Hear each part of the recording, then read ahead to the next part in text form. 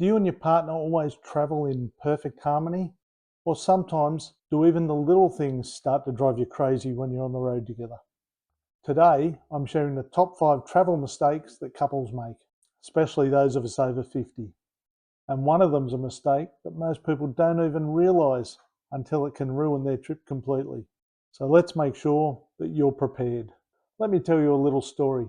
We once completely wrote off a day in Europe, not because of bad weather, not because of cancelled flights, but because we weren't careful enough in our planning.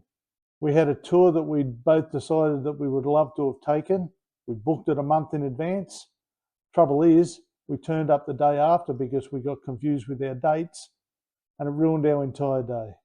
At the time, we were pissed, but it makes a pretty good travel story in hindsight. And that simple little mistake reminds us how easily travel can go from happy times to stressful times. So let's jump into these 5 mistakes and see if we can help you avoid them. One of the biggest mistakes a lot of couples make is trying to cram too much into every minute of every day while they're traveling. It's understandable, but it's a surefire way to make things go bad.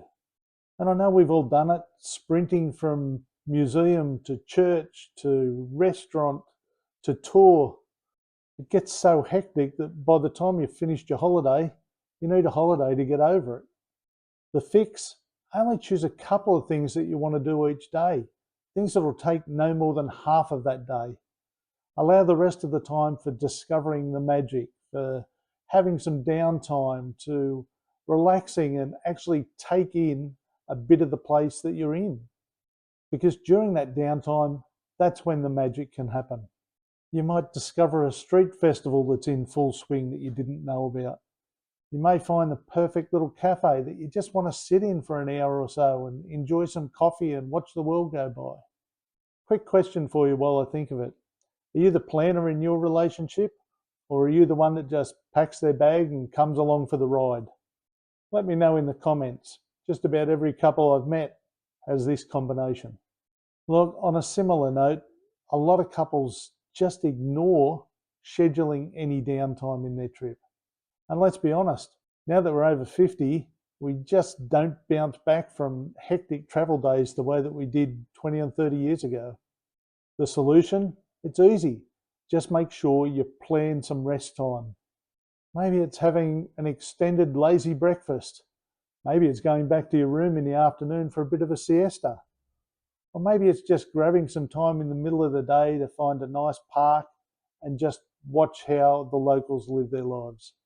And here's the thing, a lot of times these slow moments will end up creating the best memories from your travels. And the reason for that? Because you're actually enjoying each other's company rather than just ticking off boxes of things you think you should see. This one's a biggie, and it can get pretty heated if it's not dealt with correctly. You know what I mean? One of you might want to splurge on some fine dining experiences. The other wants to save some money to put towards something else and just have street food. And you probably know that money stress can ruin a trip faster than anything else.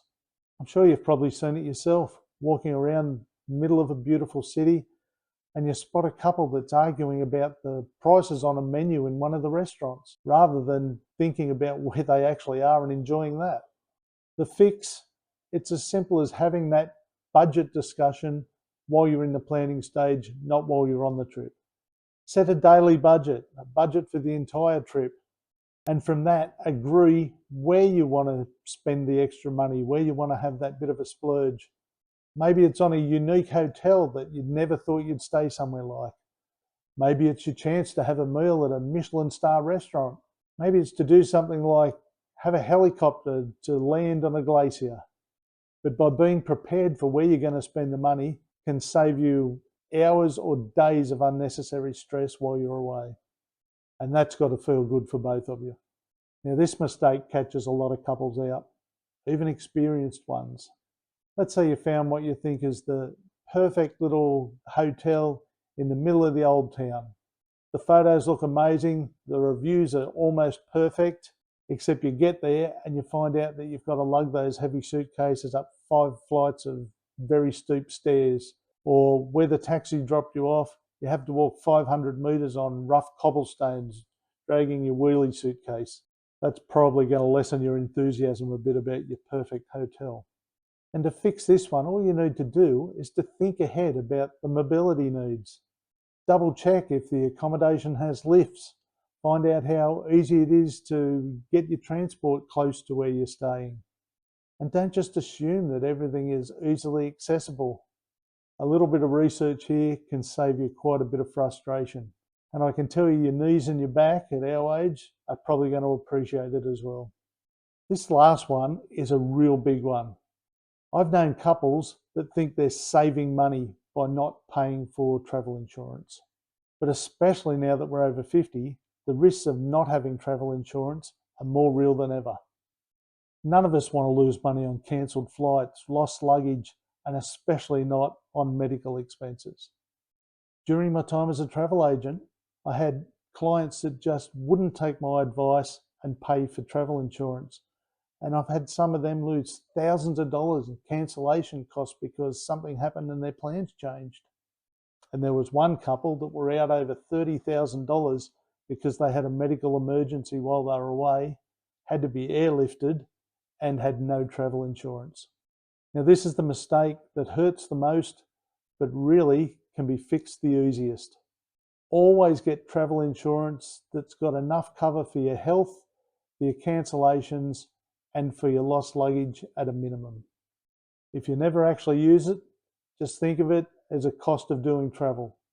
But if you do need it, I think you'll be pretty happy that you made the investment. So let's recap quickly. 1, don't overschedule. 2, don't skip downtime when you're planning. 3, agree on a budget before you go, know where you're going to spend your money. 4, plan for mobility. And 5, definitely don't gamble on travel insurance, because traveling as a couple is about making memories together. And with just that little bit of extra planning, you can avoid so much stress and just concentrate on enjoying every moment. Now listen, I'd love to hear from you. What's the funniest or most dramatic travel mishap that you and your partner have had? Drop it in the comments. No matter how bad it is, I reckon I've probably had worse. One day I might even tell the story about our honeymoon from hell. And now if you found this helpful, please hit the like button. It really helps the channel and it lets Pauline and I know we're not the only couple that make mistakes. And don't forget to subscribe for more tips on traveling better over 50. Safe travels, and I'll see you in the next video.